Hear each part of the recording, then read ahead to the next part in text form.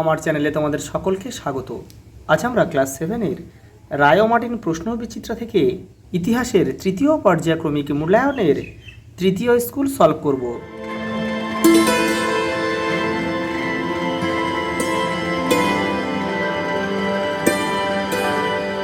দেখো 3 নম্বর স্কুলে যারা আগের সেটগুলো দেখোনি তারা চ্যানেলের প্লেলিস্টে যাবে, ওখানে কিন্তু সব সেটগুলো দেওয়া রয়েছে। দেখো প্রথম প্রশ্ন, দেখো শ্রীকৃষ্ণ বিজয় কাব্যটির রচয়িতাকে মালাধার বসু। অপশান সি আমাদের সঠিক উত্তর। পার্শ্বিক চক্র কাজে লাগানো হতো জল তোলার জন্য।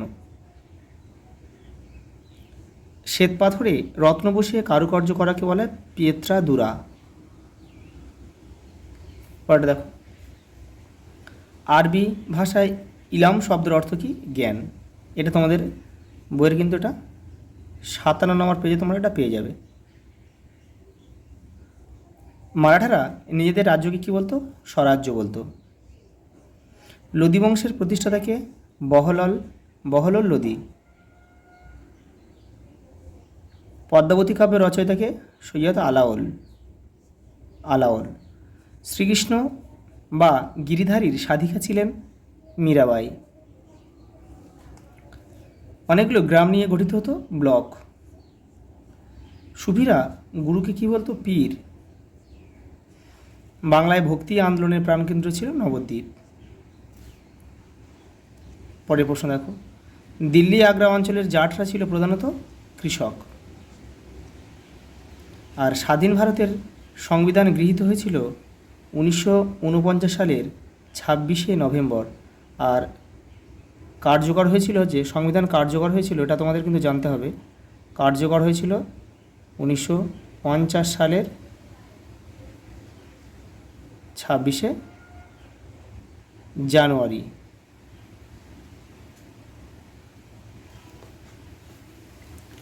পরের প্রশ্ন দেখো, পৃথিবীর সর্ববৃহৎ বৌদ্ধ মন্দিরের নাম কি?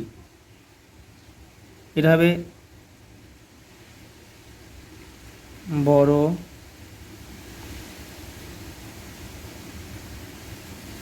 বড়বুদুরের বৌদ্ধ মন্দির। এটা হচ্ছে ইন্দোনেশিয়াতে কিন্তু অবস্থিত। ওয়াতান শব্দের অর্থ কি? ওয়াতান শব্দের অর্থ হচ্ছে স্বদেশ। খানোয়ার যুদ্ধ কত খ্রিস্টাব্দে হয়েছিল? 1527 খ্রিস্টাব্দে হয়েছিল। এটা কাদের মধ্যে হয়েছিল এটা কিন্তু তোমরা জেনে রাখবে। রানা সংগ্রাম সংঘ এবং বাবর। রানা সংগ্রাম সংঘ আর বাবর।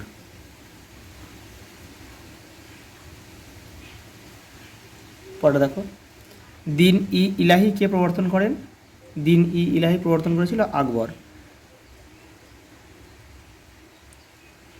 সালটা একটু তোমরা জেনে রাখবে, এটা 1582 খ্রিস্টাব্দে। পরে দেখো,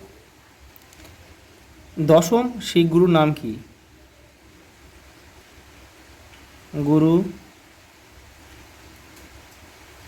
গোবিন্দ সিং দশম। আর প্রথম ছিল গুরু নানক। অল রিহলা কার লেখা ভ্রমণ বৃত্তান্ত? এটা হচ্ছে ইবন বতুতা।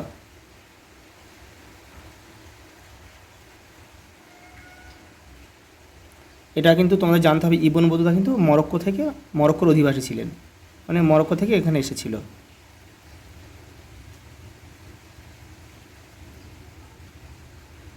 পরে দেখো, মরক্কোর পর্যটক ছিল আর কি। সুফিবাদ কি? দেখে নাও। এই যে দেখো, রায়ান মার্টিন 170 নম্বর পেজে রয়েছে। তোমরা এখান থেকে এইটুকু লিখবে যে মধ্যযুগে এক শ্রেণীর মুসলমান প্রচলিত ধর্মীয় নিয়মের বাইরে সহজ সরলভাবে আল্লাহর আরাধনার কথা প্রচার করেন। এই মতবাদকে সুফিবাদ বলা হয়। পরের প্রশ্ন দেখো, বাংলা ভাষার উদ্ভব হয়েছিল কোন যুগে? এটা হবে পাল। পরের প্রশ্ন দেখো, তানসেন ছিলেন একজন বিখ্যাত সঙ্গীতজ্ঞ। তিনি হচ্ছে আকবরের রাজসভার একজন কিন্তু নবরত্ন ছিলেন। তার আসল নাম ছিল কি? আসল নাম কিন্তু তানসেনের আসল নাম ছিল কিন্তু রামতনু পাণ্ডে। এটাকে তোমরা কিন্তু জেনে রাখবে। আকবরের নবরত্ন, আকবরের রাজসভায় নবরত্নের মধ্যে একজন। দেখো গ্র্যান্ড ট্রাঙ্ক রোড নির্মাণ করেন কে? শের শাহ, শের শাহ।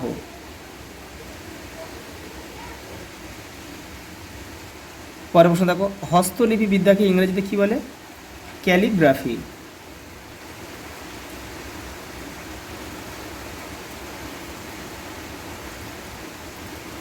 ক্যালিগ্রাফি। পরেরটা দেখো, চোলদের গ্রাম পরিষদকে বলা হতো কি? উর। দেখো পরের প্রশ্ন দেখো, স্তম্ভ দিয়েছে শিবাজি, শিবাজি হবে মাওয়ালি। এটা তোমরা কেউ তীর চিহ্ন দিয়ে মেলাবে না, এই প্রশ্নের দাগ নাম্বারটা এবারে লিখে দেবে। এটা তোমাদের টেক্সটের, তোমরা এখান থেকে দেখে নিতে পারো এই মাওয়ালি বিষয়টা কী। এটা 160 নম্বর পেজে রয়েছে তোমাদের বইয়ে। আর প্রথম বাজিরাও হবে হিন্দু পাতশাহী, এখানে তোমরা 2 লিখবে। এটাও কিন্তু 160 নম্বর পেজে তোমাদের বইয়ে রয়েছে।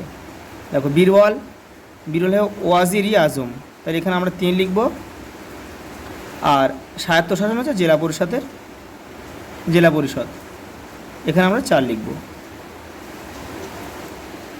পরের প্রশ্ন দেখো, রামদাস বেমানান শব্দটি খুঁজে বের করো। কী আছে দেখো, রামদাস, তেগ বাহাদুর, জয়সিংহ আর হরগোবিন্দ। এখানে বাদ যাবে হচ্ছে বেমানান হচ্ছে জয়সিং। কারণ কি দেখো, এই দেখো রামদাস, তেগ বাহাদুর আর হরগোবিন্দ হয়ে আছে, এরা কি? এরা হচ্ছে শিখ গুরু, 3 জনই হচ্ছে শিখ গুরু। আর এই জয়সিংহ কে ছিল? জয়সিংহ ছিল ঔরঙ্গজেবের সেনাপতি। আমি এখানে লিখে দিচ্ছি, ঔরঙ্গজেবের সেনাপতি ছিল, সেনাপতি। আর হচ্ছে রাজপুত রাজা। আর বাকিরা কি? বাকিরা শিখ গুরু।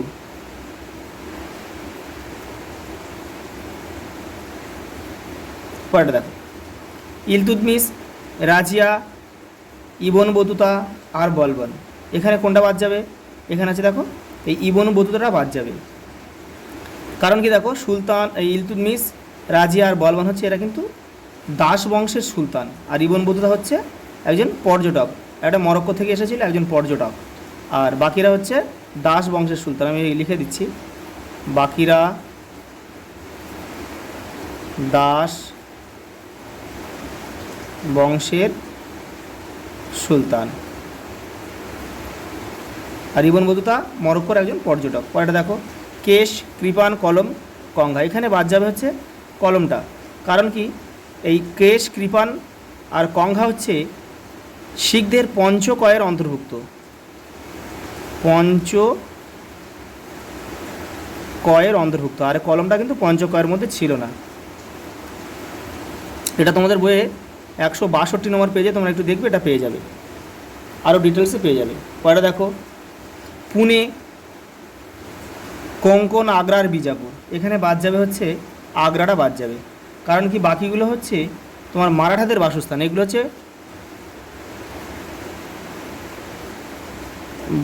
বাকিগুলো মারাঠাদের বাসস্থান, মারাঠা বাসস্থান।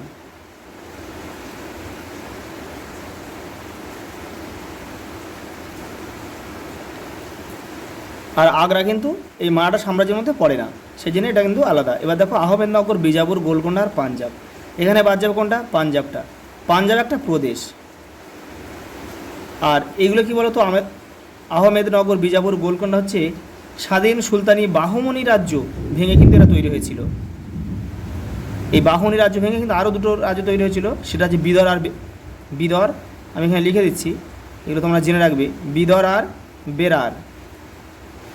সেই জন্য কিন্তু এই পাঞ্জাব থেকে এরা আলাদা, আর পাঞ্জাবটা একটা প্রদেশ। পরে বসে দেখো, সিদ্ধাচার্য কারা।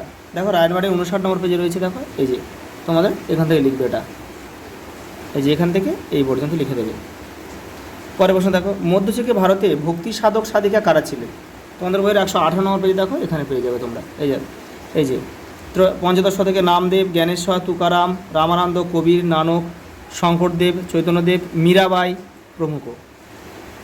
দেখো পরের প্রশ্ন দেখো, সুলহ ই কুল কি? এর আরেক নাম হচ্ছে দিন ই ইলাহি। 123 নম্বর দেখো রায়ের মার্টিনে রয়েছে, 123 নম্বর পেজে। এই যে এখান থেকে এটা পুরোটা লিখবে। পরের প্রশ্ন দেখো, জিজিয়া কি? এই যে এটা পুরোটা লিখবে তোমরা। পরেরটা দেখো, গণতন্ত্র কাকে বলে? 167 নম্বর পেজে দেখো, এই যে এখান থেকে তোমরা লিখবে, এখান থেকে এই পর্যন্ত। পরেরটা দেখো, টিকা লেখো আমির খসরু। তোমাদের বইয়ের 145 নম্বর পেজে দেখো, এই যে আমির খসরু, এটা পুরোটা লিখবে। পরের প্রশ্ন দেখো,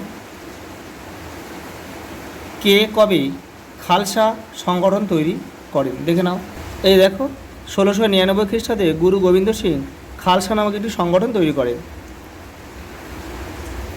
পরেরটা দেখো, দোহা কি? কবিরের লেখা 2 পংক্তির গানকে দোহা বলে। এটা তোমাদের বই 119 নম্বর পেজে আছে, একটু দেখে নিও। পাঁচালী ও পদাবলী সাহিত্য কাকে বলে? দেখে নাও। এই দেখো, রায়ন মার্টিন 175 নম্বর পেজে রয়েছে। পাঁচালী কি? এটা এখান থেকে এই পর্যন্ত লিখবে, আর পদাবলী সাহিত্য হচ্ছে এখান থেকে এই পর্যন্ত লিখবে। পরের প্রশ্ন দেখো, মণিপুরী নৃত্য কি? দেখো 146 নম্বর পেজে রয়েছে তোমাদের বইয়ে, এই যে এখান থেকে এটা লিখবে। তারপরে দেখো, টিকা লিখতে হবে কবির, 119 নম্বর পেজ দেখো, এই যে এখান থেকে পড়ে কিন্তু তোমার লিখবে, ছোটো করে লিখবে। দেখো এখানে দোহা রয়েছে, দেখো হিন্দি ভাষায় 2 পংক্তির কবিতাকে দোহা বলে। পরের প্রশ্ন দেখো, দাক্ষিণাত্য ক্ষত মুঘল শাসনের উপর কী প্রভাব ফেলেছিল? এই যে দেখো 84 নম্বর পেজ, এখান থেকে এটা পুরোটা করবে। পরের প্রশ্ন দেখো, শিখদের ঐক্যবদ্ধ করতে গুরু গোবিন্দ সিংয়ের ভূমিকা উল্লেখ করো। তোমাদের বইয়ের 162 নম্বর পেজে রয়েছে, দেখো এই যে এখান থেকে তোমরা এই পর্যন্ত লিখবে। গ্রাম পঞ্চায়েতগুলি গ্রামের উন্নয়নের জন্য কি কি কাজ করে? 170 নম্বর পেজে রয়েছে, দেখো এই যে এখান থেকে তোমরা এটা লিখবে। পরের প্রশ্ন দেখো, সরকারের 3টি বিভাগ কি কি এবং এই 3 বিভাগের দায়িত্ব কি কি? দেখো 168 নম্বর পেজে রয়েছে তোমাদের, এখান থেকে লিখতে হবে। আইন বিভাগ, শাসন বিভাগ আর কি বিচার বিভাগ। তোমরা এখান থেকে শুরু করবে, এই পর্যন্ত লিখবে। তারপর দেখো, পঞ্চরত্ন কাদের বলা হয়? দেখো তোমাদের বইয়ের 37 নম্বর পেজে রয়েছে, এখান থেকে এই পর্যন্ত। পরের প্রশ্ন দেখো, জাটদের সঙ্গে মুঘলদের সংঘাত কেন বেঁধেছিল? 198 দেখো রায়ন মার্টিনে, এই যে এটা তোমাদের পুরোটা লিখতে হবে। পরের প্রশ্ন দেখো, ভক্তিবাদী সাধক শ্রী চৈতন্যদেব ও গুরু নানক সংক্ষিপ্ত পরিচয়। দেখো রায়ন মার্টিন 159 নম্বর পেজে রয়েছে, এখানে দেখো নানক আর শ্রী চৈতন্যদেব, এই দুটো লিখলে মীরাবাই লেখার দরকার নেই, তাহলে নানক লিখবে আর শ্রী চৈতন্যদেব লিখবে, এই পর্যন্ত। পরের প্রশ্ন দেখো, আকবরের রাজপুত নীতি সম্পর্কে আলোচনা করো। দেখো 113, এই যে এটা তোমাদের লিখতে হবে। রায়ন মার্টিনে 113 নম্বর পেজে রয়েছে এটা পড়ে তোমরা একটু ছোটো করে লিখবে। পানিপথের প্রথম যুদ্ধে বাবরের জয়লাভের কারণ কী ছিল? দেখো তোমাদের বইয়ের 54 নম্বর পেজে রয়েছে, এটা লিখলে হয়ে যাবে। লাস্ট প্রশ্ন দেখো, মধ্যযুগের ভারতে সাধারণ মানুষের জীবনযাত্রা কেমন ছিল? দেখো রায়ন মার্টিন 157 নম্বর পেজে রয়েছে, 157, দেখো এখান থেকে এটা পুরোটা তোমরা লিখবে। আজ এই পর্যন্ত, দেখা হবে পরের ভিডিওতে।